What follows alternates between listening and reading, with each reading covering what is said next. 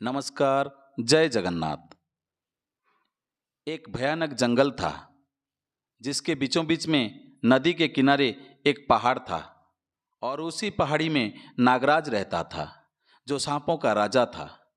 उसके पास अपार शक्तियां थी, लेकिन वह पृथ्वी की रक्षा करने के लिए उत्तरदायी था।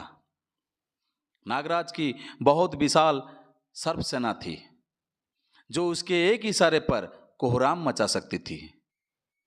जंगल के सभी जीवों का राजा वैसे तो शेर को ही माना जाता है, लेकिन इस जंगल का राजा नागराज था जिसने पूरे जंगल में अपना वर्चस्व बना लिया था। एक बार कुछ लोग परिवार के साथ जंगल में भटक कर पहुंच जाते हैं। परिवार के सदस्यों में दो पुरुष, दो महिलाएं, दो छोटी बच्चियां और एक छोटा बच्चा भी था।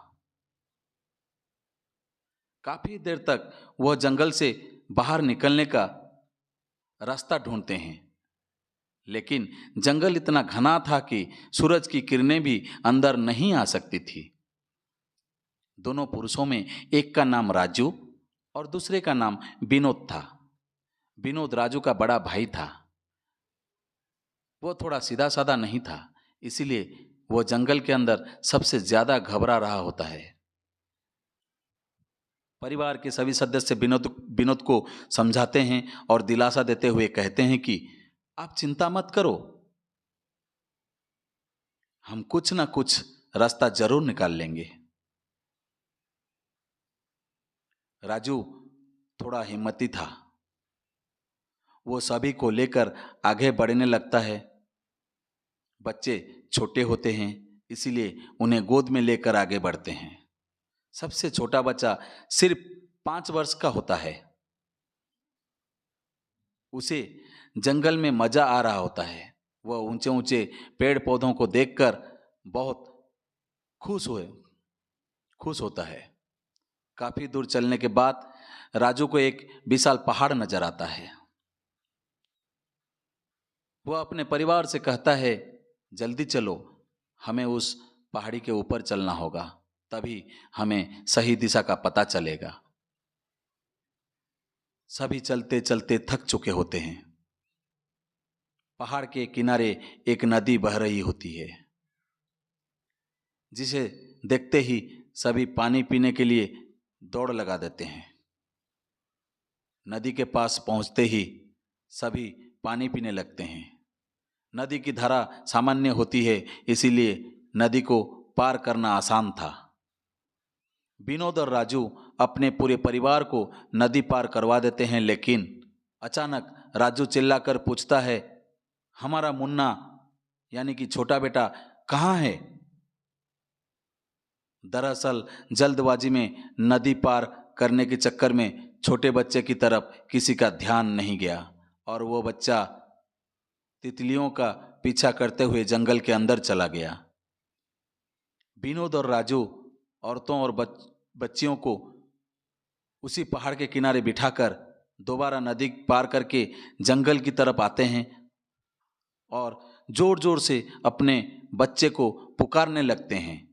और यहाँ दूसरी तरफ अपने बच्चे की गम में पहाड़ के किनारे पर बैठी औरतें जोर जोर से रो रही होते हैं।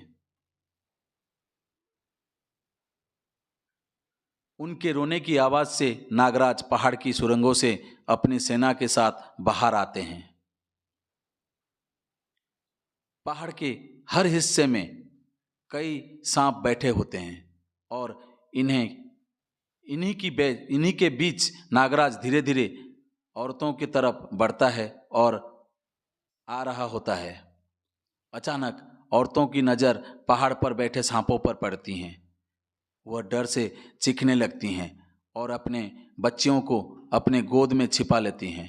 तभी नागराज उनके सामने आकर विशाल फन फैलाकर खड़े हो जाते हैं और सभी से कहते हैं कि तुम लोगों को यहाँ से बाहर जाने के लिए अब मेरी नाग सेना रास्ता दिखाएंगी। तुम लोग जल्द ही इस जंगल से बाहर चले जाओ, यहाँ रहना खतरनाक हो सकता है। राजू और विनोद भी बोलता हुआ सांप देखकर दंग रह जाते हैं, लेकिन उन्होंने अपने बच्चों को पा लिया था। इससे बड़ा चमत्कार कुछ नहीं हो सकता था। इसीलिए वो नागराज को देव रूप मान लेते हैं और अपने परिवार के साथ जंगल से सांपों के पीछे पीछे चल देते हैं। कुछ ही दूर उन्हें एक सुरंग दिखाई देती है। सांप वहीं जाकर रुक जाते हैं और उन्हें जाने का इशारा करते हैं। एक एक करके राजू अपने पूरे परिवार को सुरंग के द्वार से जंगल से बाहर निकाल देता है।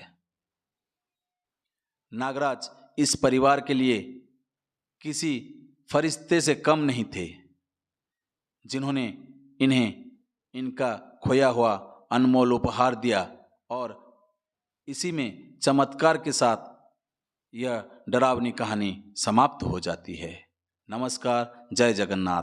कहानी कैसी लगी कमेंट बॉक्स में ज़रूर बताइए। चैनल को सब्सक्राइब कर दीजिए। आपका प्यार और आपका स्नेह मेरे लिए ज़रूरी है। फिर से एक नई कहानी के साथ आपके सामने आऊँगा। मैं आपका दीपक कुमार महंती, बरगढ़ जिला, उड़ीसा से। जय जगन्नाथ।